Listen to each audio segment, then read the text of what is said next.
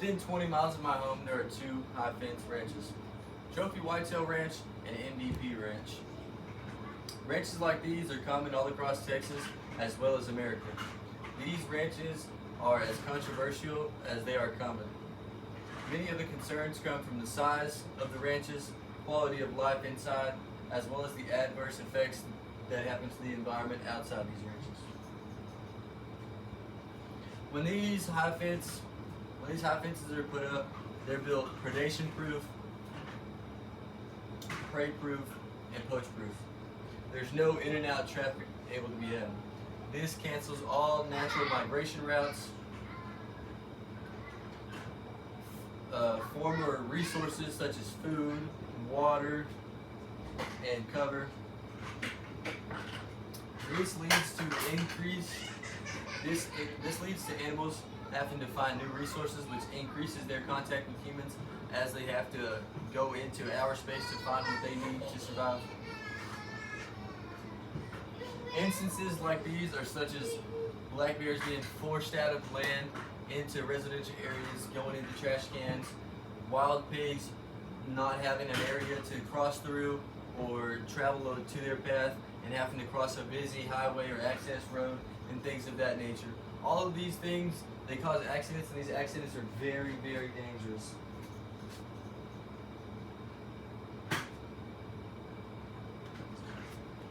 Another thing which people are not very happy with is the natural order, which they just don't appreciate animals not being able to access where they're usually able to access. They feel animals should have free range, free roam, and they should not be contained to a certain area.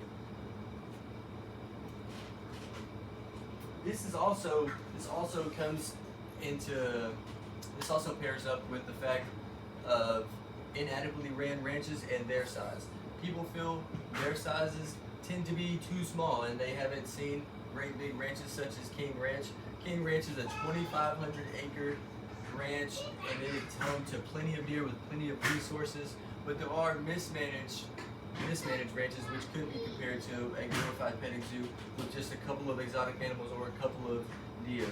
In situations like these where animals do not have adequate space and adequate resources, diseases will begin to rise, and the overall health of the animals of the ecosystem will begin to plummet. This will be a visible and physical transformation that will happen within these animals.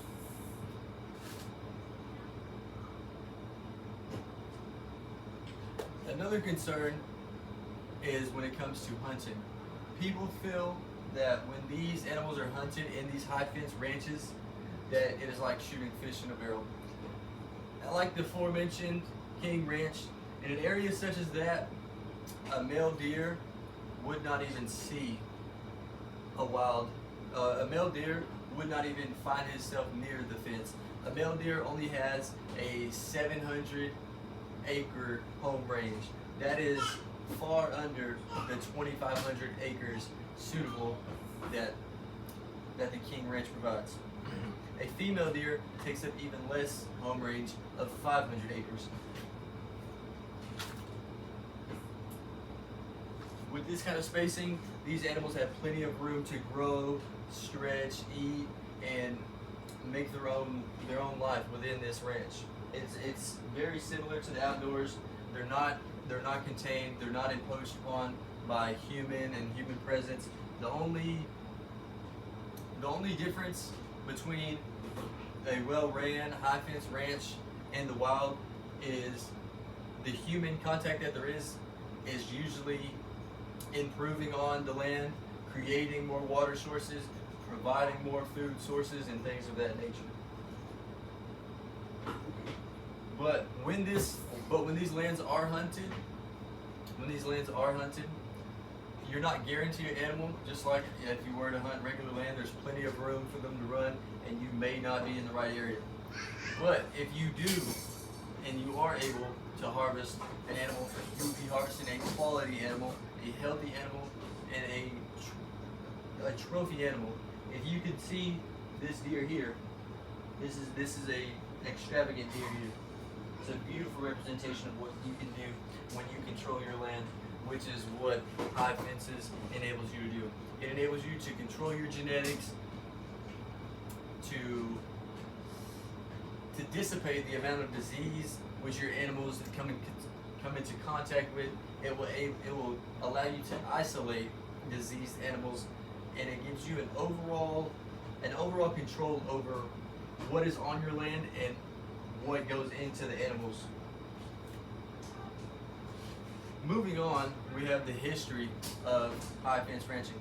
It is not a new practice. It's a practice that has been around since World War II, since the Land Conservation Act was enabled. This is when high fence ranching started.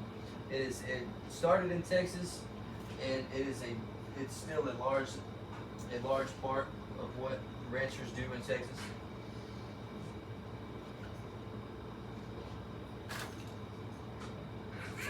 There was a big boom in the amount of high fence ranching in the 70s, whenever conservation was on an upward trend, and more and more people were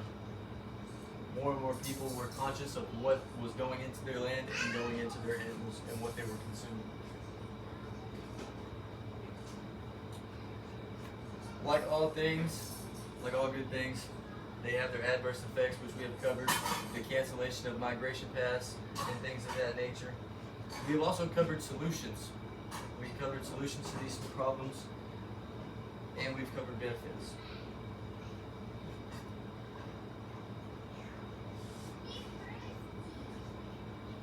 With high fence ranching, ranchers are able to control what their animals are grazing upon, control how much pressure and stress is on their animals, and just overall improve upon the quality of life of the animals that they have on their land. I believe high fence ranching is a practice that will continue, and it still has plenty of room to grow and improve upon. Thank you for your time.